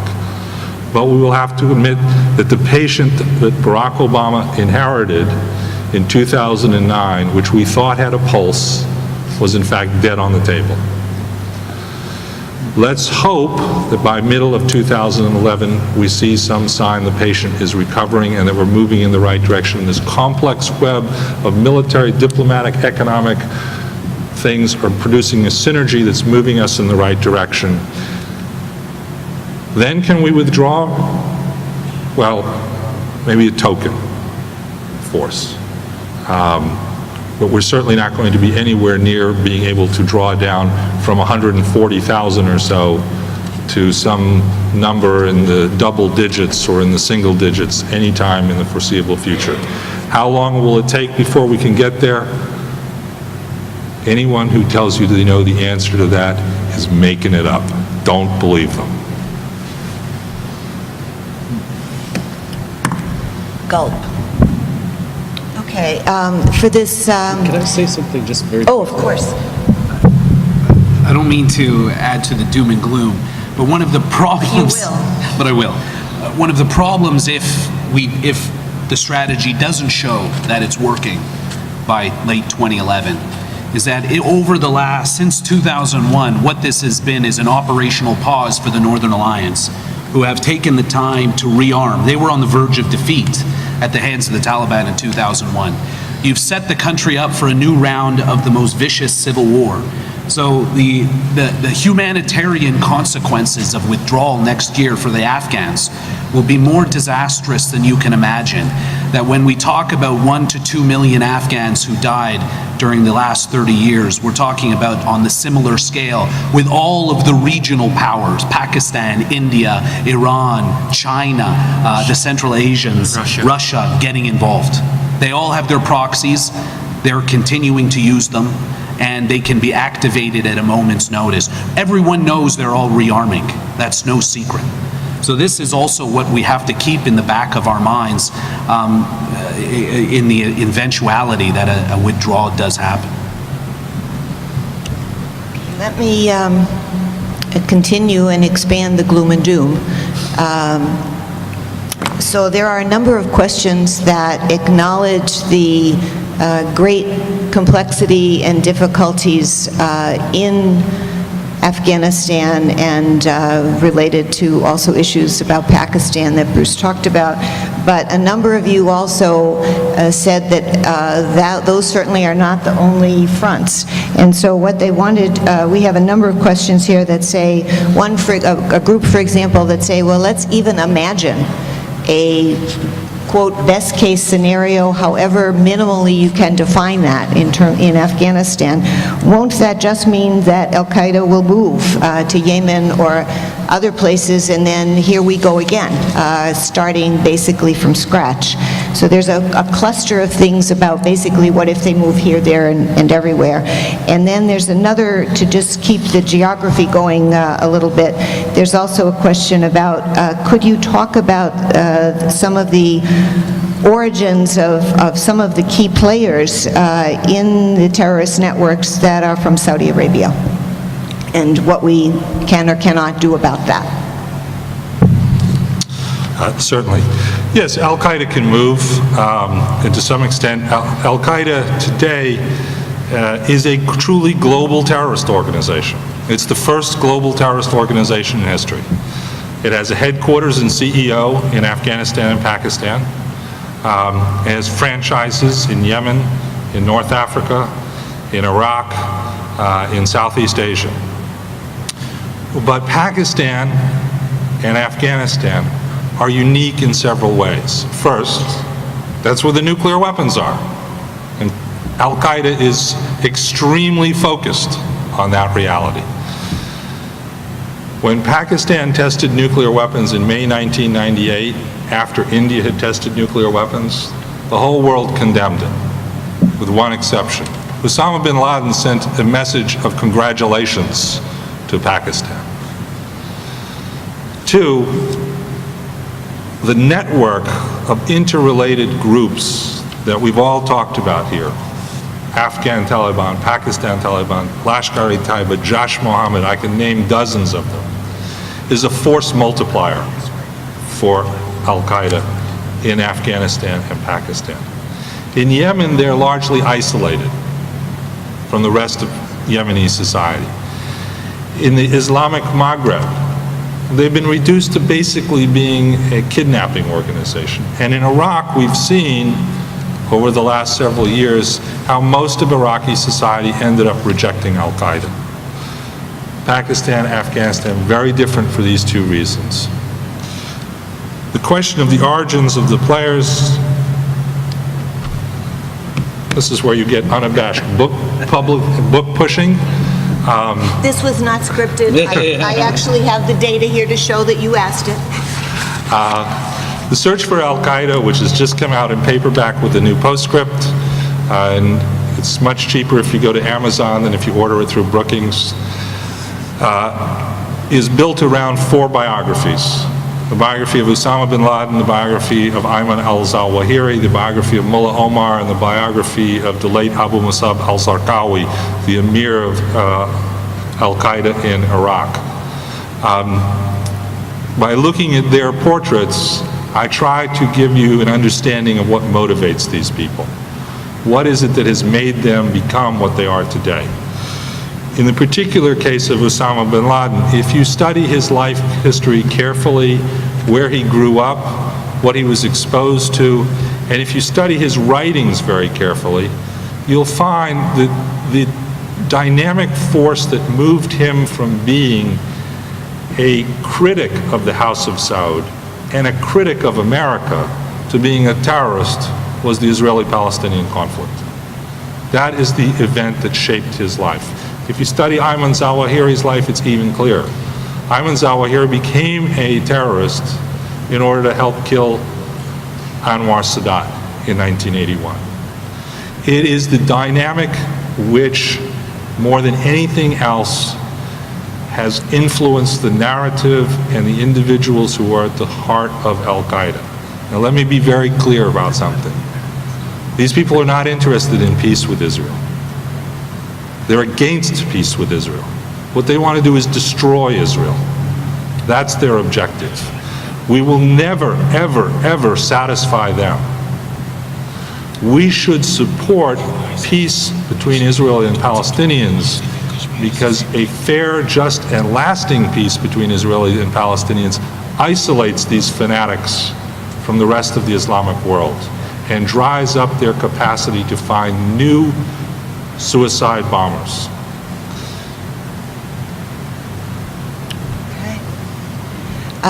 So let me also now ask you, a number of you have taken note that the government of Canada, with support from the majority of citizens in Canada, has decided to withdraw its forces within a year. And the question is, what's your, it's a two-part question from a number here that I'm bundling. Number one, what do you think is the effect of that withdrawal on the effort that you're talking about? And two, what implications do you think this has for U.S.-Canadian relations with regard to President Obama, since he would have been pressuring for change and did not get it? You're just trying to get me in trouble, aren't you? Keep trying. I said I'm not here to give advice to Canadians. These are your decisions to make. The reality is the Netherlands is leaving this year. The Netherlands has been operating in Oerzegem province, which is one of the most important provinces in the war. It's where Mullah Omar, back in the 1980s when he fought the Soviets, that's where he fought. You're in Kandahar. There is no more important province in this war than Kandahar. The Dutch and Canadian departures will be a difficulty for our military leaders. We will have to find troops to replace you. I've talked to almost every contributor to the ISAF mission, and I can tell you there doesn't look like there's someone out there who's going to replace the Netherlands or Canada. So I'm not going to say it isn't going to be a problem. It is going to be a problem. It's also going to have an impact in the United States. Canada is not a remote European country. It is our closest neighbor. And Americans do pay attention to what you do, and it will have an impact. I would hope that most Americans would look at this with a little bit of history, which I tried to allude to in my concluding remarks. You've been there on the front line for the last several years. You have to make calculations about what your military can continue to sustain.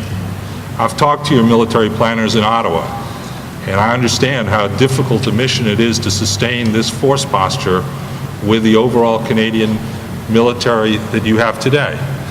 So this is your decisions. I'm not going to give advice on it. It is an important decision. Your departure from Kandahar is an important decision. What you decide to do if you do go in terms of a different mission in Afghanistan is very important as well. One of the things that's central to the idea of what is called AFPAC, and you've heard nobody here use that term, because AFPAC is a derogatory phrase that should never ever have brought into the vocabulary of the United States government. It's insulting and demeaning. I think I made myself clear. Is that we start thinking about this not just in terms of what military forces people have on the ground, but in terms of the holistic approach. So maybe in your next phase, or the Netherlands' next phase of its involvement in Afghanistan and Pakistan, you build power reactors. Karachi, the largest city in Pakistan, has power less than half the day. A power reactor in Karachi might do more to change the battle for hearts and minds than anything else in the immediate future. So just ask your politicians to think a little out of the box about next steps. It doesn't have to necessarily be in Afghanistan, it could be in Pakistan, it could deliver more. What I say to American audiences is a really simple thing. You want to help Pakistan? There's a really simple way. Allow more Pakistani textiles into the United States. If every American bought for his or her sweetheart a sweater made in Pakistan next Christmas, that would do a lot more good than $1.5 billion in economic aid and 20 more F-16s. Because it would give real jobs to real Pakistanis. What would it do to Bangladesh? Right. That's pretty cool. I'd never actually thought about the Pakistani sweater surge. This is very cool. And now that Janet, if I could just, I can't help but give you this vignette.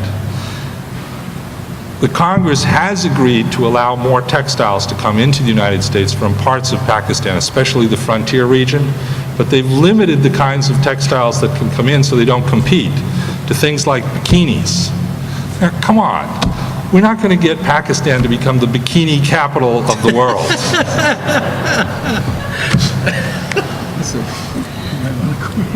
I don't want to follow that line. Not even close. What I do want to do actually is two quick things. I want to give, hold on. First, I'm just going to give Bruce, because we really are out of time in terms of the questions that I can deal with, but I would like to give Bruce 2 minutes if there's any particular sum up or responding to any of the comments that you heard here that you'd like to do. The only thing I like to leave you with is this. This is a dynamic situation. It's not static by any means. It's changing all the time. And there are all kinds of things that can happen to tilt it one way or another. It's easy to be pessimistic about this. It's very easy to be pessimistic. That won't take you very far. It's easy to predict gloom and doom. Another mass casualty attack in the United States, like 9/11, is going to produce a change in this situation. I don't know what exactly, but it'll be significant. Had that young Nigerian successfully figured out how to blow up his underwear and that airplane crashed on Christmas Day, President Obama's presidency would have been transformed before he had turkey. We would be talking about torture again, unfortunately. I hate to think about it, but that's what the political debate in the United States would be about. If there is another mass casualty attack in India like Mumbai 2, it will transform this situation overnight. India has shown remarkable restraint. I don't think it's going to have much more. But there are also things that can transform this situation in a positive way, and I just want to mention one, and Ramesh brought it up, which is the question of Indo-Pakistani dialogue. In 2006 and 2007, India and Pakistan came very close to a fundamental breakthrough in their relationship. Those who opposed that change in Pakistan staged the Mumbai attack to make sure it couldn't happen. Smart diplomacy, very subtle diplomacy, very behind-the-scenes diplomacy can help India and Pakistan get back to that stage, and a change in the dynamic between India and Pakistan is the positive globe changer that transforms this situation in a positive way. It doesn't have to be a win-lose. It can be a win-win for Indians and Pakistanis. This is a very tricky thing to do. The president learned during the campaign and the transition that the more he talks about it, the less likely it is to happen. But he gets it. He understands it. That's the positive game changer. My wife says, don't leave the audience doom and gloom. So there's your one aspect to hope for something better in the future.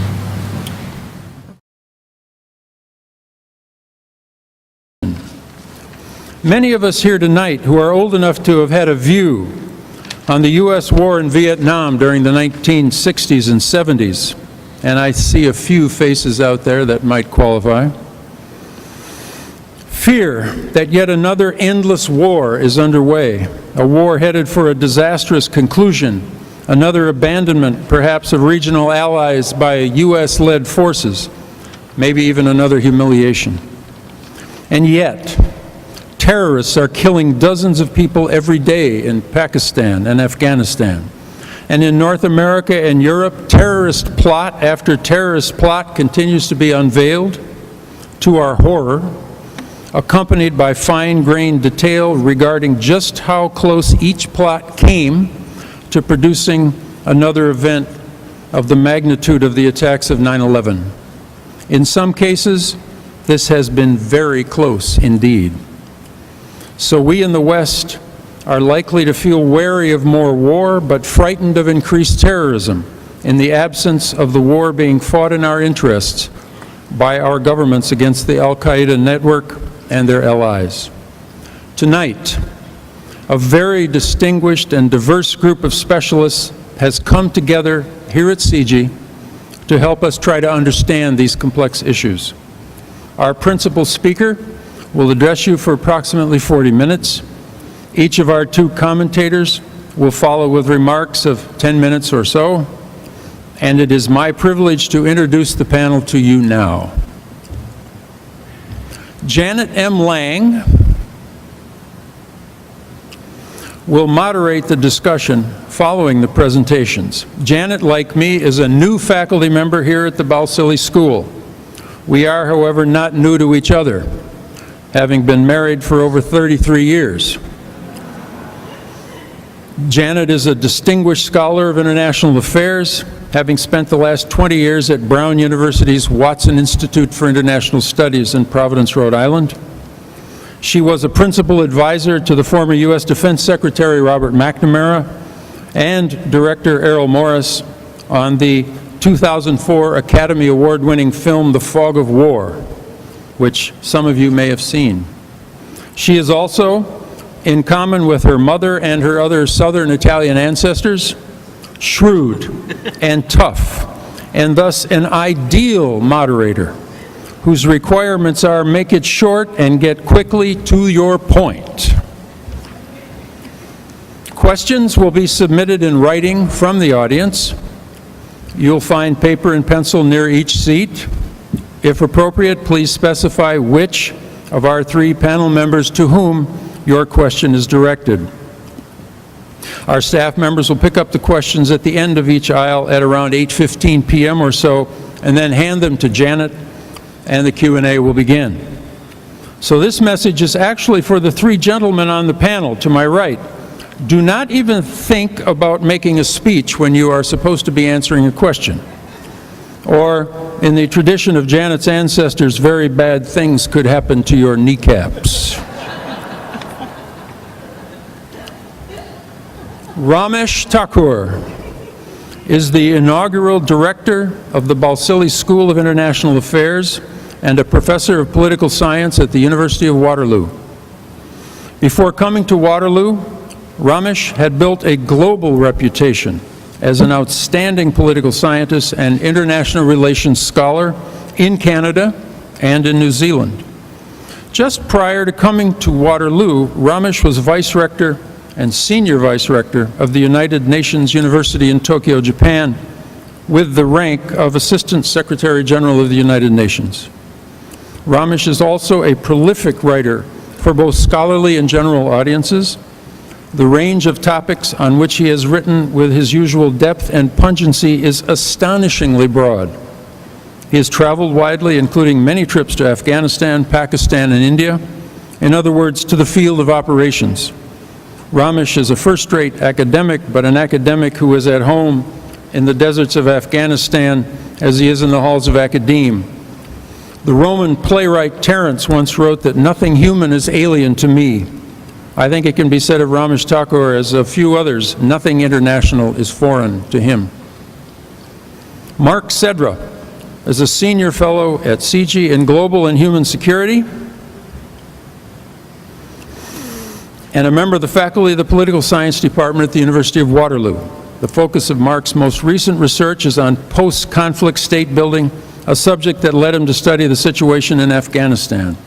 He has served as a consultant to many governments and non-governmental organizations on security issues in Afghanistan in the post-9/11 period. Like Ramesh, Mark has traveled widely in Afghanistan and has unusually deep knowledge of the country's complex history, cultures, and peoples. Having become an expert on the multitude of issues affecting the insurgency in Afghanistan, Mark has recently begun to apply what he has learned a little closer to home in dealing with sleep deprivation caused by the insurgency mounted by his otherwise delightful new baby.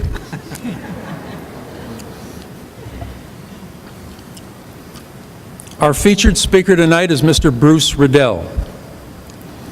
In addition to his other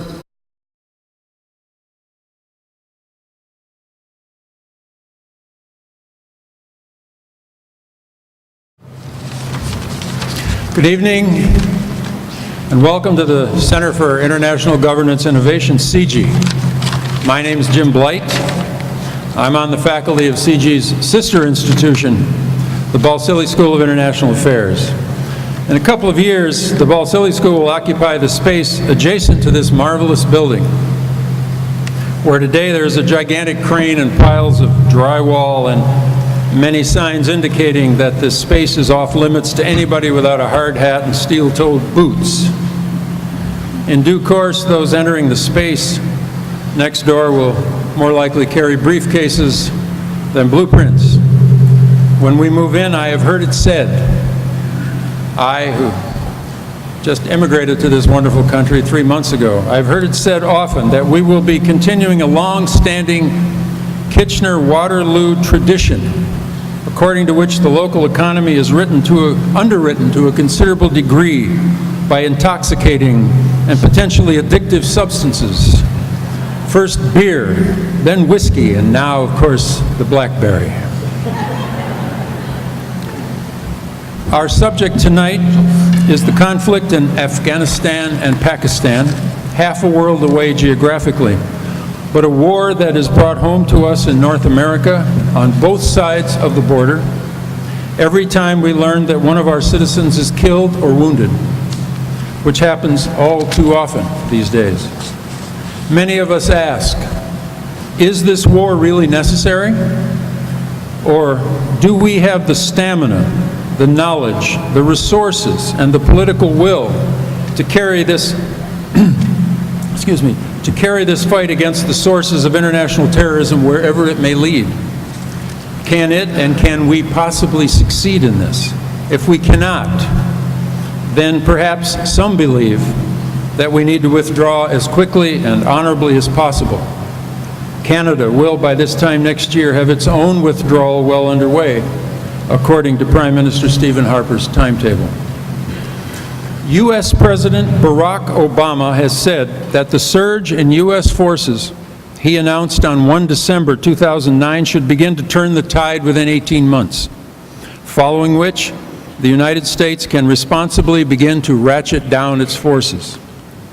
Others claim that all talk of a withdrawal timetable is just fantasy, given the scope and complexity of the difficulties facing the Kabul and Islamabad governments, as well as the NATO allies stationed and fighting in that region. Accomplishments. Bruce is the intellectual engine of a project that Janet and Lang and I are involved with on Iran's relations with the West since the Islamic Revolution of the late 1970s.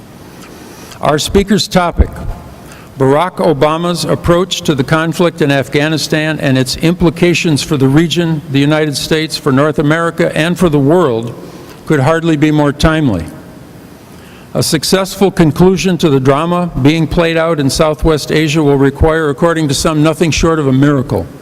So difficult, complex, and historically rooted are its problems.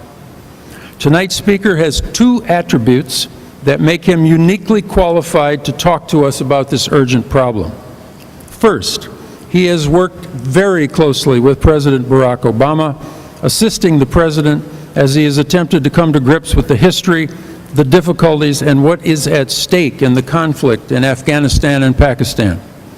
Second, uniquely among the President's inner core of advisors on Afghanistan and Pakistan, he is a private citizen, and thus he can actually speak publicly, accurately, and with a degree of candor about U.S. policy, usually denied to public servants when in office, as he was for nearly 30 years, following his graduation from Brown University as a history major in 1975.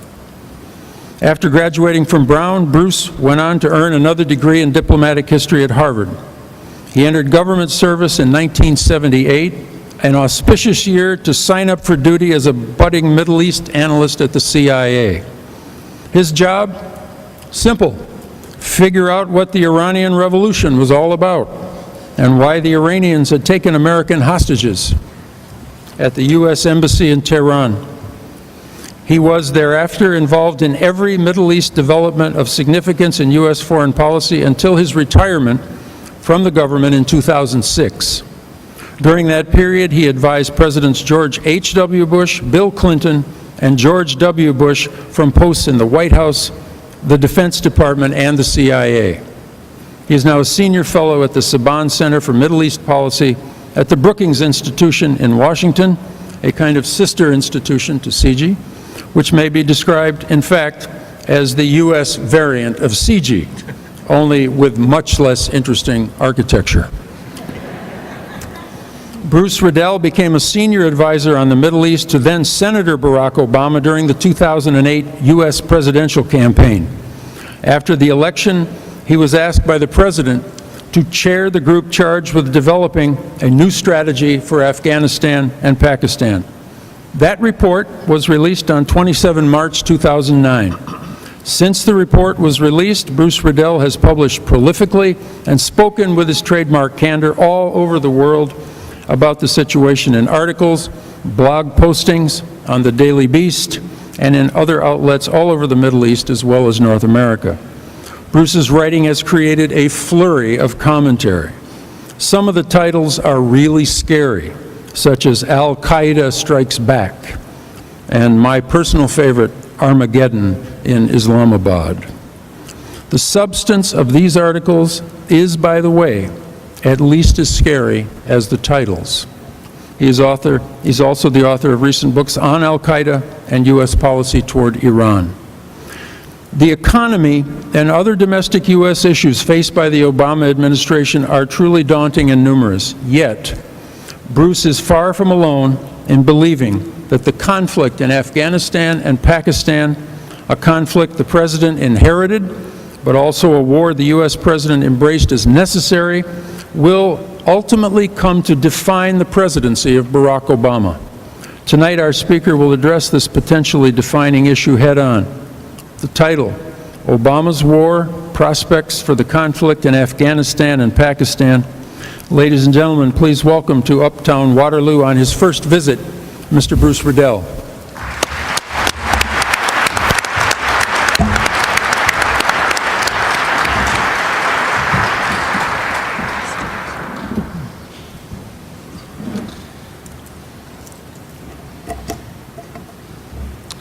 Thank you, Jim, for that very nice and warm introduction. Thank all of you for coming tonight. I'm honored by your presence and your decision to come out here. I especially want to thank the Consul General of Pakistan from Toronto for coming and gracing us with his presence. I'm pleased to be on such a distinguished panel at such a distinguished institution today to talk about what I believe is probably the single most difficult foreign policy issue facing the United States today. The war in Afghanistan and Pakistan, the war against al-Qaeda, and the struggle against terrorism. I'd like to start by taking you back 12 years to the 23rd of February, 1998, to the small city of Khost in eastern Afghanistan.